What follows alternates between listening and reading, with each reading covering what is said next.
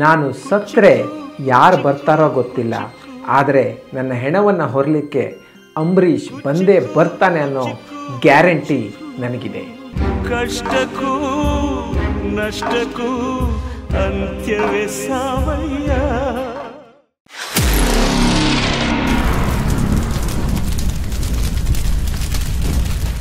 ಎಲ್ಲರಿಗೂ ನಮಸ್ಕಾರ. ಕನ್ನಡ ಮಾಣಿಕ್ಯ ಯೂಟ್ಯೂಬ್ ಚಾನಲ್ಗೆ ಸ್ವಾಗತ. ದಂತಕಥೆಯ ಹಿಂದಿನ ಎಪಿಸೋಡ್ನಲ್ಲಿ ಅಂಬರೀಷ್ ಅವರಿಗಾಗಿ ಡಾಕ್ಟರ್ ವಿಷ್ಣುವರ್ಧನ್ ಅವರು ಅವರ ಮನೆಯಲ್ಲೇ ವಿಶೇಷ ಬಾರೊಂದನ್ನು ಕಟ್ಟಿಸಿದ್ರು ಅನ್ನೋದನ್ನು ತಿಳ್ಕೊಂಡ್ವಿ. ಹಾಗೆಯೇ ಅಂಬರೀಷ್ ಮತ್ತು ವಿಷ್ಣುವರ್ಧನ್ ಅವರ ಸ್ನೇಹ ಹೇಗಿತ್ತು, ಅವರ ನಡುವಿನ ಒಡನಾಟ ಹೇಗಿತ್ತು ಅನ್ನೋದನ್ನು ಕೂಡ ತಿಳ್ಕೊಂಡ್ವಿ. ಇವತ್ತಿನ ದಂತಕಥೆಯಲ್ಲಿ ಅಂಬರೀಷ್ ಅವರ ಬಗ್ಗೆ ವಿಷ್ಣುವರ್ಧನ್ ಅವರ ಅಭಿಪ್ರಾಯ ಏನಿತ್ತು ಹಾಗೂ ಇವರಿಬ್ಬರ ನಡುವಿನ ಸ್ನೇಹಕ್ಕೆ ನಿದರ್ಶನವಾಗುವಂತಹ ಕೆಲವೊಂದು ವಿಶಿಷ್ಟ ಘಟನೆಗಳನ್ನು ತಿಳಿದುಕೊಳ್ಳೋಣ.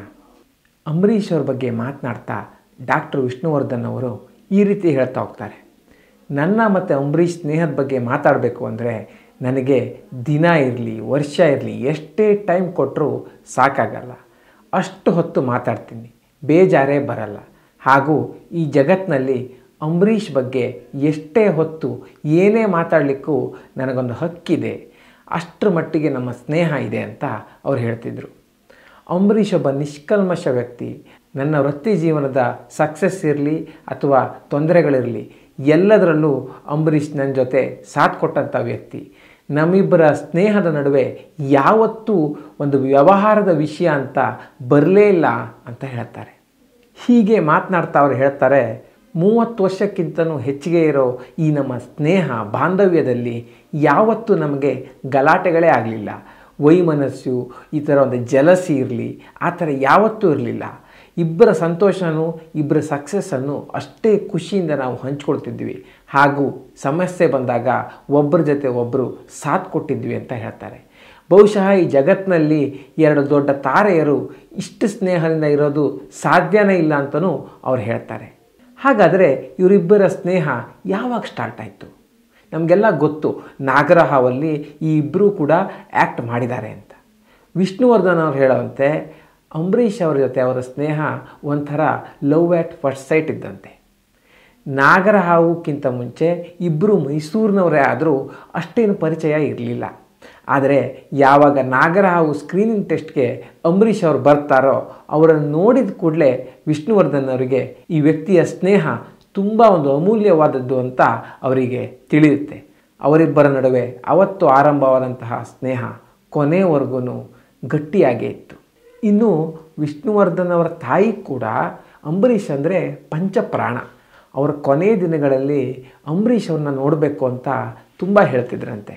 ಈ ರೀತಿ ವಿಷ್ಣುವರ್ಧನ್ ಅವರ ತಾಯಿಗೆ ಅನಾರೋಗ್ಯವಾದಾಗ ಅಥವಾ ಅವರು ಹೇಳಿ ಕಳಿಸಿದಾಗ ಎಲ್ಲೇ ಇರಲಿ, ಯಾವುದೇ ಶೂಟಿಂಗ್ ಮಾಡ್ತಿರಲಿ, ಅಂಬರೀಷ್ ಅವರು ಅಲ್ಲಿ ಬಂದು ಅವರನ್ನು ಮಾತಾಡ್ಸ್ಕೊಂಡು ಹೋಗ್ತಿದ್ರಂತೆ. ಇನ್ನು ವಿಷ್ಣುವರ್ಧನ್ ಅವರ ತಾಯಿ ತೀರ್ಕೊಂಡಾಗ ಕೂಡ ಅಂಬರೀಷ್ ಅವರು ಫಿಲ್ಮ್ ಶೂಟಿಂಗನ್ನು ಬಿಟ್ಟು ಬಂದು ಜವಾಬ್ದಾರಿ ವಹಿಸ್ಕೊಂಡು ಅವರ ಅಂತ್ಯಕ್ರಿಯೆಯನ್ನು ಅಚ್ಚುಕಟ್ಟಾಗಿ ನಿರ್ವಹಿಸ್ತಾರೆ. ಇನ್ನು ವಿಷ್ಣುವರ್ಧನ್ ಮತ್ತು ಅಂಬರೀಷ್ ಅವ್ರ ಬಗ್ಗೆ ಮಾತನಾಡೋದಾದರೆ ಅವರಿಬ್ಬರಿಗೂ ಒಂದು ದಿನಾನೂ ಫೋನ್ ಮಾಡದೆ ಅಥವಾ ಪರಸ್ಪರ ಮಾತಾಡದೆ ಇರಲಿಕ್ಕೆ ಆಗ್ತಿರ್ಲಿಲ್ಲವಂತೆ. ದಿನಕ್ಕೆ ಕನಿಷ್ಠ 2 ಬಾರಿ ಆದರೂ ಮಾತನಾಡಬೇಕಿತ್ತಂತೆ. ಯಾವುದೇ ಫಿಲ್ಮ್ ಇರಲಿ, ಎಲ್ಲೇ ಶೂಟಿಂಗ್ ಇರಲಿ ಅಥವಾ ವಿರಾಮ ತಗೊಳ್ತಿರಲಿ, ಹೇಗೆ ಇರಲಿ, ಒಟ್ಟಿನಲ್ಲಿ ಪರಸ್ಪರ ಮಾತನಾಡಬೇಕಿತ್ತು. ವಿಷ್ಣುವರ್ಧನ್ ಅವ್ರು ಹೇಳ್ತಾರೆ, ಅಂಬರೀಷ್ ಜೊತೆ ಒಂದಿನ ಮಾತಾಡಿಲ್ಲ ಅಂದರೆ ನನಗೆ ಆ ದಿನ ಯಾಕೋ ಚೈತನ್ಯನೇ ಇರಲ್ಲ, ಏನೋ ಕಳ್ಕೊಂಡ ಥರ ಅನಿಸುತ್ತೆ. ಒಂಥರ ಸ್ವಾರ್ಥ ಭಾವ ನನಗೆ ಅಂಬರೀಷ್ ಅವರ ಸ್ನೇಹ ಅಂದರೆ. ಅಂಬರೀಷ್ ಅವರು ನನ್ನ ಆಸ್ತಿನೂ ಹೌದು ಹಾಗೂ ದೌರ್ಬಲ್ಯನೂ ಹೌದು ಅಂತ ಹೇಳ್ತಾರೆ. ಇನ್ನು ವಿಷ್ಣುವರ್ಧನ್ ಅವರಿಗೆ ಅಂಬರೀಷ್ ಅವರು ಅವರ ಜೀವನದೊಂದು ಅವಿಭಾಜ್ಯ ಅಂಗ ಅಂತ ಯಾಕೆ ಅನಿಸಿದ್ದಂದರೆ ವಿಷ್ಣುವರ್ಧನ್ ಅವರ ವೃತ್ತಿ ಜೀವನದಲ್ಲಿ ತುಂಬ ಸಕ್ಸಸ್ಗಳು ಇತ್ತು, ಹಾಗೆ ತುಂಬ ಕಿರುಕುಳನೂ ಇತ್ತು. ಕರ್ನಾಟಕದಲ್ಲೇ ಕೊಲೆ ಬೆದರಿಕೆಗಳು ಬಂದವು. ಇನ್ನೊಂದಷ್ಟು ಜನ ಎಲ್ಲೆಲ್ಲಿ ಹೋದರೂ ವಿವಾದಗಳನ್ನು ಹುಟ್ಟು ಹಾಕಿದರು. ಯಾವುದೇ ಕಡೆ ಬಂದರೂ ಕಿರುಕುಳ ಕೊಡೋಕ್ಕೆ ಸ್ಟಾರ್ಟ್ ಮಾಡಿದ್ರು. ಇದರಿಂದೆಲ್ಲ ಬೇಸತ್ತಿ ಮದ್ರಾಸ್ಗೆ ಹೋಗಬೇಕು ಅಂತ ವಿಷ್ಣುವರ್ಧನ್ ಅವರು ನಿರ್ಧರಿಸಿದಾಗ ಆವಾಗಲೂ ಕೂಡ ಬೆಂಬಲ ಕೊಟ್ಟಿದ್ದು ಅಂಬರೀಷ್ ಅವರೇ.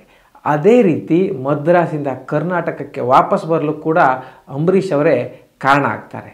ಇದೆಲ್ಲ ಸಮಯದಲ್ಲೂ ಅಂಬರೀಷ್ ಅವರು ವಿಷ್ಣುವರ್ಧನ್ ಅವರಿಗೆ ಬೆನ್ನೆಲುಬಾಗಿ ನಿಂತಿರ್ತಾರೆ. ಒಂದು ಕಡೆ ವಿಷ್ಣುವರ್ಧನ್ ಅವರು ಹೇಳ್ತಾರೆ, ನನ್ನ ಮದುವೆಯಲ್ಲಿ ಅಂಬರೀಷ್ ಅವರು ಕೆಲಸದಾಳ ತರಹ ಮಂಟಪದಲ್ಲಿ ದುಡಿದ್ರು. ಅದರ ಜೊತೆಗೆ ಕೆಲವೊಂದು ಕಿಡಿಗೇಡಿಗಳು ನನ್ನ ಮದುವೆ ಗಿಫ್ಟ್ ಅಂತ ಕಲ್ಲನ್ನು ತೂರಬೇಕು ಅಂತ ಅಂದ್ಕೊಂಡಾಗ ಬಂಡೆ ಗನ್ನಂತೆ ನನ್ನ ಎದುರುಗಡೆ ನಿಂತಿದ್ದು ಅಂಬರೀಷ್. ಅದನ್ನ ಯಾವತ್ತೂ ಮರೆಯಲ್ಲ ಅಂತ ಹೇಳ್ತಾರೆ.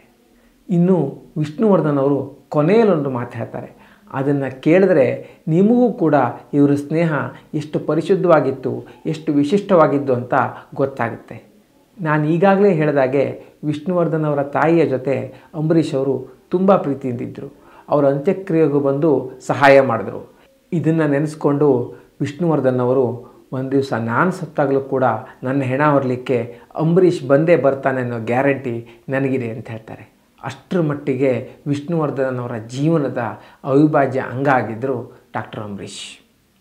ಇನ್ನು ವಿಷ್ಣುವರ್ಧನ್ ಅವರು ಹಾಗೂ ಅಂಬರೀಷ್ ಅವರು ಒಟ್ಟಿಗೆ ಸಿನಿಮಾ ರಂಗಕ್ಕೆ ಬಂದರೂ ಅವರಿಬ್ಬರ ಒಂದು ಕೆರಿಯರ್ ಗ್ರೋತ್ ಇದೆಯಲ್ಲ ಅದು ಡಿಫ್ರೆಂಟ್ ಇತ್ತು. ವಿಷ್ಣುವರ್ಧನ್ ಅವರಿಗೆ ನಾಗರಹಾವು ಚಿತ್ರದಲ್ಲೇ ಒಂದು ದೊಡ್ಡ ಸ್ಟಾರ್ ಪಟ್ಟ ಸಿಕ್ಕೋಯ್ತು. ಆದರೆ ಅಂಬರೀಷ್ ಅವರು ನಾಗರಹಾವು, ನಾಗರಹೊಳೆ, ರಂಗನಾಯಕಿ ಈ ರೀತಿ ಚಿತ್ರಗಳಲ್ಲಿ ಚಿಕ್ಕ ಪುಟ್ಟ ಪಾತ್ರಗಳನ್ನು ಮಾಡ್ತಾ ಎಷ್ಟೋ ವರ್ಷಗಳ ನಂತರ ಅಮರನಾಥ ಚಿತ್ರದಲ್ಲಿ ನಾಯಕ ನಟನಾಗ್ತಾರೆ.